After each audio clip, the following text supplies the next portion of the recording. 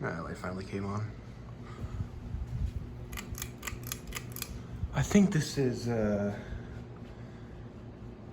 Dayton.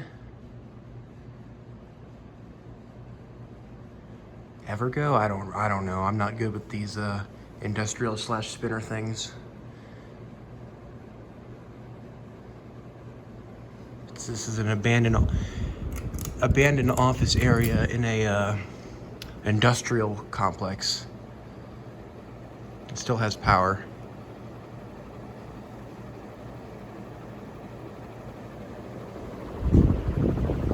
Yeah, it's packing a punch.